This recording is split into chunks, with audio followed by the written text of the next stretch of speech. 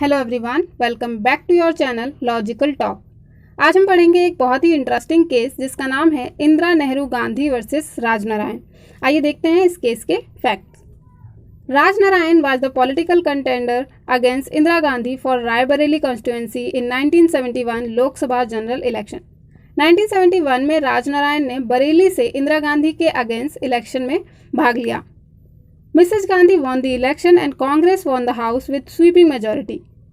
पर Indira Gandhi full majority से जीत जाती हैं।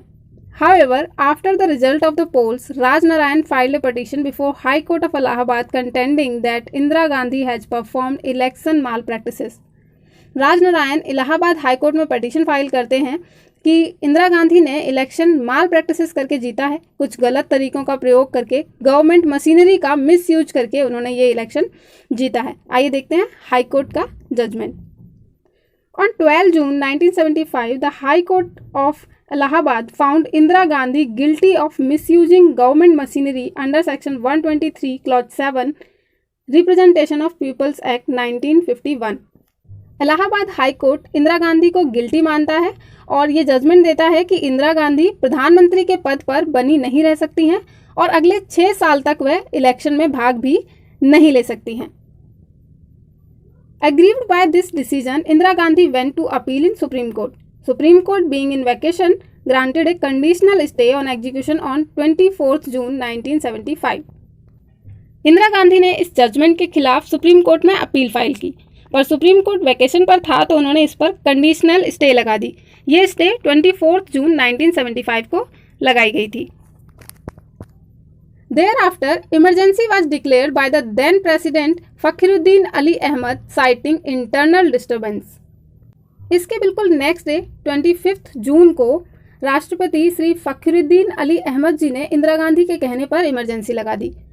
इमरजेंसी ये कहकर लगाई गई थी कि देश में इंटरनल डिस्टर्बेंस है, पर ऐसा माना जाता है कि ये इमरजेंसी इंदिरा गांधी ने इलाहाबाद हाई कोर्ट के जजमेंट की वजह से लगाई थी जो कि उनके अगेंस्ट आया था। In the mean time 39th constitutional amendment was pass.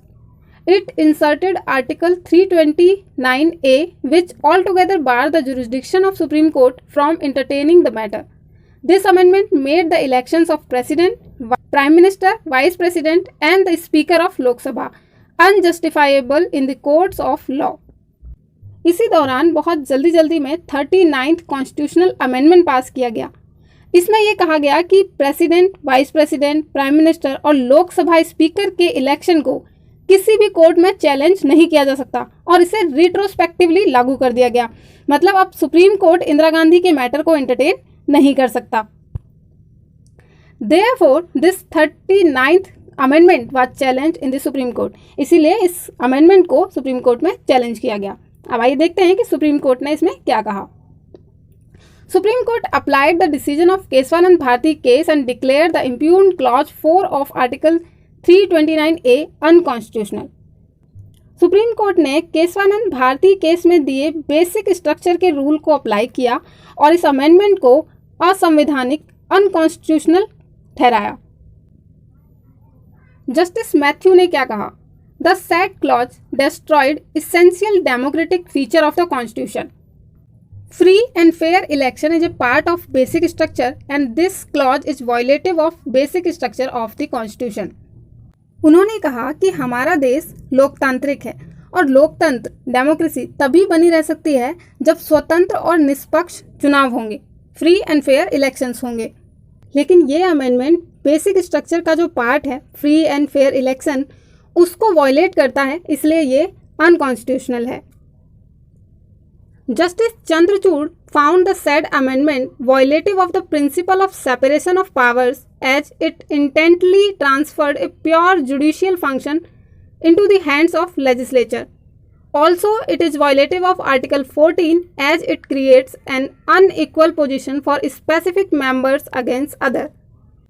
Justice Chandrachud कहते हैं कि ये सेपरेशन ऑफ पावर का वायलेशन है क्योंकि ये एक प्योर जुडिशियल फंक्शन को लेजिस्लेचर के हाथ में दे देता है, और ये भी कहते हैं कि ये आर्टिकल 14 को भी वायलेट करता है क्योंकि ये कुछ लोगों को कुछ स्पेशल पावर देता है, president, vice president, prime minister, speaker of Lok Sabha, इनके इलेक्शन को चैलेंज नहीं किया जा सकता किसी भी कोर्ट में, जबकि और जो हैं एमपी हैं, एमएलए हैं, उनके इलेक्शन को चैलेंज किया जा सकता है। तो ये उनके फेवर में कुछ स्पेसिफिक पावर है। तो ये आर्टिकल 14 को वायलेट्स करता है, जो राइट टू इक्वालिटी देता है। चीफ जस्टिस रे found another basic feature violated by the said amendment, rule of law, whereas justice Khanna found the violation of norms of free and fair elections. Chief justice रे कहते हैं कि ये amendment rule of law को भी violet करता है। Rule of law यानी लॉ सबसे ऊपर है, लेकिन इस तरह के अमेंडमेंट से ये लगता है जैसे सारी पावर जो है वो पार्लियामेंट के पास ही, गवर्नमेंट के पास है। तो ऐसा नहीं है, गवर्नमेंट सबसे ऊपर नहीं है, लॉ सबसे ऊपर है। तो ये जो अमेंडमेंट है ये रूल ऑफ लॉ को वायलेट करता है और जस्टिस खन्ना इसे फ्री एंड फेयर इलेक्शन का वायलेटिव मानते हैं। The bench also found the said amendment violative of the principles of natural justice since it denies the right of fair hearing. Supreme court की bench ये भी held करती है कि ये अमेंडमेंट नेचुरल जस्टिस को वायलेट करता है। राइट ऑफ फेयर हियरिंग, सुने जाने का जो अधिकार है वो नेचुरल जस्टिस है और ये अमेंडमेंट उसको वायलेट करता है। Democracy is a basic feature of Indian Constitution. Parliament is not empowered to pass a retrospective law validating an invalid election. Democracy Indian constitution का एक बेसिक फीचर है और पार्लियामेंट को ये पावर नहीं है कि वो एक लॉ को रिट्रोस्पेक्टिवली लागू करे और जो इनवैलिड ठहराया गया है जिस इलेक्शन को, उसको वैलिडिटी प्रदान करे, उसको वैलिड ठहरा दे। केशवानंद भारती के केस में हमने देखा था कि किन किन चीज़ों को सुप्रीम कोर्ट ने कहा है कि ये बेसिक स्ट्रक्चर का पार्ट है, जैसे supremacy of law, independent judiciary. तो इस केस में भी कुछ और चीज़ों को बेसिक स्ट्रक्चर का पार्ट ठहराया है, जैसे कि रूल ऑफ लॉ, लॉ सबसे ऊपर है।